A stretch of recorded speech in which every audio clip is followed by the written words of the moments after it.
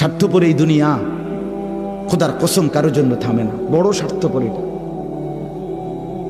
আগের গাড়ির 3 জন প্যাসেঞ্জারও যদি রক্তে ভাইসা যায়, মইরাও যায়, পিছনে জ্যাম বাজলে এরা শুনতেছে যে সামনের গাড়ি অ্যাক্সিডেন্ট করে 2 জন লোক মরে গেছে, এরা এরপরও চিল্লা যে পুলিশ কই, রাস্তা ক্লিয়ার করে নাকা, মূল্যে মরছে না মূল্যটি সরাও।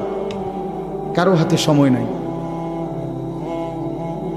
স্বার্থপর এই দুনিয়া, কারোর জন্য থামে না রে বাপ।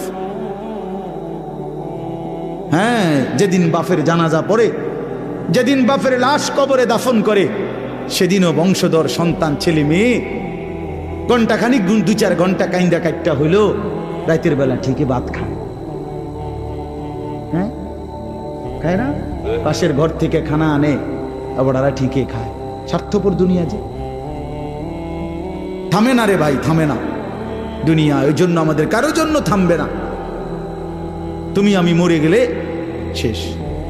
আবারও বলছি এই কথাটা, আমি মরে গেলে এরপরে পৃথিবী যত আধুনিকে হোক না কেন, আমার কি কথা বুঝছিনি?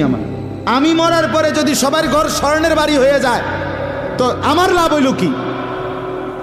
আমার মৃত্যুর পরে যদি সব মানুষ আধুনিক হইয়া সাঁদের দেশেও জায়গা, আমার ফায়দা কি?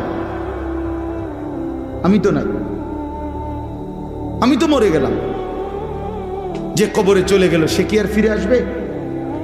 আল্লাহ আমাদেরকে বুঝ দান করেন। এই জন্য ছেলেরা, রাত গভীরে বন্ধু চলো নিয়ত করি 5 ওয়াক্ত নামাজ পড়বো ইনশাআল্লাহ। ভাইয়া নষ্ট হইও না, নষ্ট হইও না, চরিত্রহীন হইও না বাপ। আমার একটা শেষ অনুরোধ, তোমরা ছেলেরা যারা, তোমাদের কাছে আমার শেষ আবদার, তোমরা সবাই জানো ভাই, ওই যে গাজা, ফিলিস্তিন, লেবানন, বিশেষ করে গাজায় মুসলমান মা বোন, এতিম বাচ্চা, মুসলমানের রক্তে আল্লাহর জমিনটা ভাইসা গেছে।